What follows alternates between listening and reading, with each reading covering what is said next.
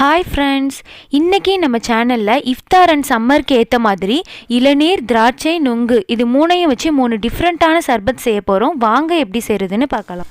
First நம்ம சர்பத் செய்ய போகிறோம் அப்படின்னா அதுக்கு முன்னாடியே சப்ஜா விதையையும் பிசனையும் ஊற போட்டுருங்க. அப்போ தான் சர்பத் நம்ம செய்யும் போது அது எல்லாம் நல்லா ஊறி வந்திருக்கும். இப்போ ரமலான் டைமாக இருக்கிறனால நாங்கள் எப்பயுமே நைட் அதை ஊற போட்டுருவோம். அப்போ தான் இஃப்தாருக்கு எங்களுக்கு சர்பத் செய்ய ஈஸியாக இருக்கும். இது எப்படி ஊற போடணும் அப்படின்னா இந்த மாதிரி ஒரு பவுல் எடுத்துக்கோங்க. அதில் சப்ஜா சீட்ஸை போட்டுக்கிட்டு அதில் இந்த அளவுக்கு தண்ணி ஊற்றிக்கோங்க. ஊற்றி நீங்கள் ஊற வச்சிட்டிங்க அப்படின்னா அது நல்லா இந்த பவுல் நிறைய உப்பி வந்துடும்.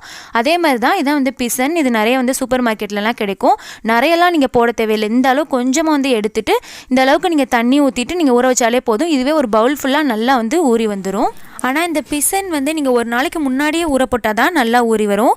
சப்ஜா சீட்ஸ்க்கு ஒரு 5 நிமிஷமே போதும், நல்லா ஊறிடும். இப்போ நம்ம ஃபஸ்ட்டு செய்ய போகிற சர்பத் என்னென்னா இளநீர் சர்பத்து தான். இதுக்கு நான் இந்த மாதிரி இளநீ நான் 3 இளநீ எடுத்திருக்கேன். ஒரு இளநீயில் எனக்கு 1.5 கிளாஸ் அளவுக்கு தண்ணி கிடச்சிச்சு. இப்போ அந்த இளநீயில் உள்ள தண்ணியை ஃபுல்லாக எடுத்ததுக்கப்புறமா அந்த இளநியை உடச்சிங்க அப்படின்னா உள்ளக்க இந்த மாதிரி வழுக்கன்னு சொல்லுவாங்க, அது இருக்கும். இது ரொம்பவே டேஸ்ட்டாக இருக்கும். இதை நீங்கள் ஸ்பூனால் இப்படி எடுத்தீங்கனாலே அழகாக வந்துடும். இதை எடுத்து ஒரு பவுலில் நான் எடுத்து வச்சுக்கிட்டேன். இது நம்ம சர்பத்தில் போட்டு சாப்பிடும்போது வாயில் வரும்போது ரொம்ப சூப்பராக இருக்கும். அதுக்காக நான் இது பவுலில் தனியாக எடுத்து வச்சுக்கிறேன். இப்போ நம்ம ஒரு கிளாஸ் எடுத்து அதில் நம்ம ஊற போட்டிருந்தோம்ல அந்த சப்ஜா சீட்ஸ் அதை நல்லா ஊறி வந்திருக்கு பாருங்கள். அதில் 2 ஸ்பூன் எடுத்து நம்ம கிளாஸில் போட்டுக்கிறோம். அதுக்கப்புறமா பிசனும் நல்லா ஊறி வந்திருக்கு. அந்த ஊறின பிசன் அதையும் 2 ஸ்பூன் எடுத்து நம்ம கிளாஸில் போட்டுக்கிறோம். அதுக்கப்புறமா ஒரு ஹாஃப் லெமன் எடுத்து நல்லா அதை புழிஞ்சு விட்டுக்கிறோம். லெமன் நீங்கள் ஒரு கிளாஸ்க்கு ஹாஃப் லெமனுக்கும் கம்மியாக ஊற்றினா கூட போதும். ஏன்னா இளநீர் சர்பத்துக்கு நம்ம லெமன் சர்பத்துக்கு ஊற்றுற அளவுக்கு லெமன் ஊற்றக்கூடாது. கொஞ்சம் குறைச்சி ஊற்றினாலே போதும். அப்போ தான் அந்த இளநியோட டேஸ்ட் நல்லா தெரியும். அப்புறமா இனிப்புக்காக நன்னாரி சர்பத், அதோட வாசனையும் ரொம்ப சூப்பராக இருக்கும். அதுக்காக நன்னாரி சர்பத் நம்ம ஊற்றுறோம். அது நீங்கள் இனிப்பு எவ்வளோ தேவையோ அதுக்கேற்ற மாதிரி ஊற்றிக்கோங்க. அதுக்கப்புறம் நம்ம எடுத்து வச்சுருந்த இளநியில் 1 கிளாஸ் அளவுக்கு நான் அப்படியே தண்ணி சேர்க்காமல் அப்படியே ஊற்றுறேன். நீங்கள் தேவைன்னா தண்ணி சேர்த்துக்கலாம். நீங்கள் அப்படியே இளநியிலே ஃபுல்லாகவும் செய்யலாம். ரொம்ப டேஸ்ட்டாக இருக்கும். இப்போ அது எல்லாத்தையுமே சேர்த்ததுக்கப்புறமா நான் ஒரு பவுலில் அந்த வழுக்கு தேங்காய் எடுத்து வச்சுருந்தேன்ல அதையும் ஆட் பண்ணிவிட்டு எல்லாத்தையும் நல்லா மிக்ஸ் பண்ணி விட்டுக்கோங்க.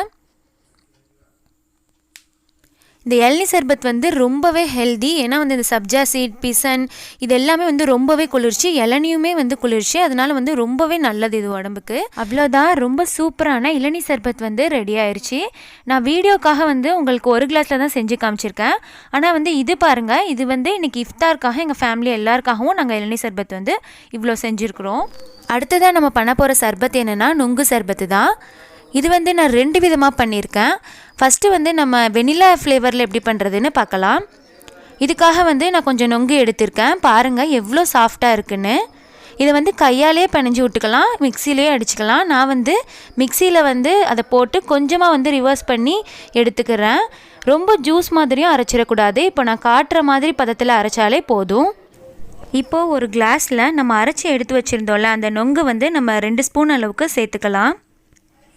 அதுக்கப்புறம் கொஞ்சம் நன்னாரி சர்பத் சேர்த்துட்டு சப்ஜா சீட்ஸ் உங்களுக்கு தேவையான அளவு நான் கொஞ்சமாக சேர்த்துருக்கேன். உங்களுக்கு எவ்வளோ பிடிக்குமோ அவ்வளோ சேர்த்துக்கோங்க. அதெல்லாம் சேர்த்ததுக்கப்புறமா ஒரு கிளாஸ் அளவுக்கு நல்லா காய்ச்சின பாலையும் இதில் ஆட் பண்ணிக்கிறேன். இது எல்லாத்தையும் நல்லா மிக்ஸ் பண்ணி விட்டுக்கலாம். அப்புறம் கடைசியாக நான் வெண்ணிலா எசன்ஸ் சேர்த்துருக்கேன். இந்த ஒரு கிளாஸ் பாலுக்கு 3 இல்லைனா 4 ட்ராப்ஸ் அளவுக்கு நீங்கள் வெண்ணிலா எசன்ஸ் சேர்த்துக்கலாம். இப்போ எல்லாத்தையும் நல்லா மிக்ஸ் பண்ணி விட்டுக்கோங்க. இந்த நுங்கு பாலை நீங்கள் ஃப்ரிட்ஜில் வச்சு நல்லா சில்லுன்னு சாப்பிட்டீங்க அப்படின்னா வேறு லெவலில் இருக்கும். ஏன்னா இந்த வெண்ணிலா எசன்ஸ் உண்மையிலே ஒரு ஐஸ்கிரீமோட அந்த ஃப்ளேவர் தெரிஞ்சிச்சு குடிக்கும்போது. பால் பிடிக்காதவங்களுக்கு கூட அந்த வெண்ணிலா எசன்ஸ் சேர்த்திங்கன்னா ரொம்பவே பிடிக்கும்.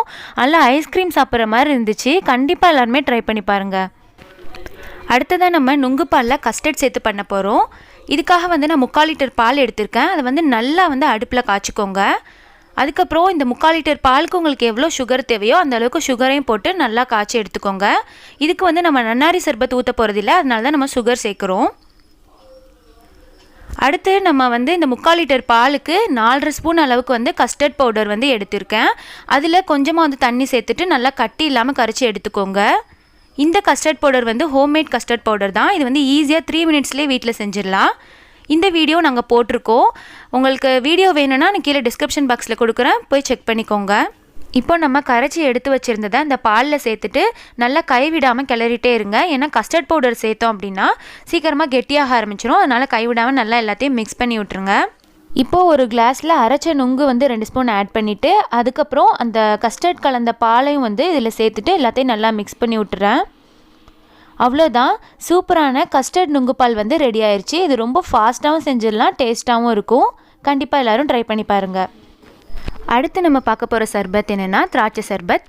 இதுக்கு வந்து நான் ஒரு பவுல் நிறைய வந்து திராட்சை பழம் எடுத்திருக்கேன். இதை வந்து அப்படியே மிக்ஸி ஜாரில் போட்டு நல்ல ஜூஸ் மாதிரி கிரைண்ட் பண்ணி எடுத்துக்கோங்க.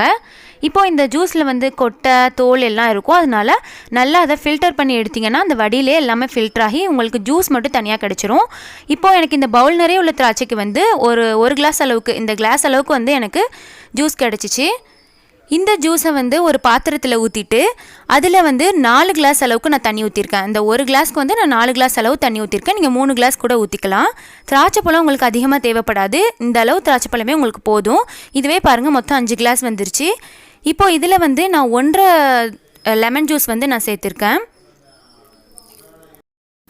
இப்போது ஒரு கிளாஸில் 2 ஸ்பூன் சப்ஜா விதை, அதுக்கப்புறம் 2 ஸ்பூன் பிசன், இது ரெண்டையும் சேர்த்துட்டு அப்புறம் இனிப்புக்காக வந்து நன்னாரி சர்பத் ஊற்றிருக்கேன். அப்புறம் நம்ம மிக்ஸ் பண்ணி வச்சுருந்த அந்த திராட்சை ஜூஸையும் இதில் ஊற்றி எல்லாத்தையும் நல்லா மிக்ஸ் பண்ணி விட்ருங்க. அவ்வளோதான், சூப்பரான திராட்சை சர்பத் வந்து ரெடி ஆயிடுச்சு.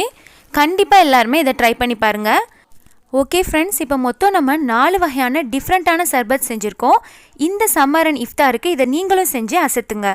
இந்த வீடியோ உங்களுக்கு பிடிச்சிருந்தா லைக் பண்ணுங்கள், ஷேர் பண்ணுங்கள், கமெண்ட் பண்ணுங்கள் அண்ட் மறக்காமல் எங்கள் சேனலை சப்ஸ்கிரைப் பண்ணுங்கள். Thank you friends.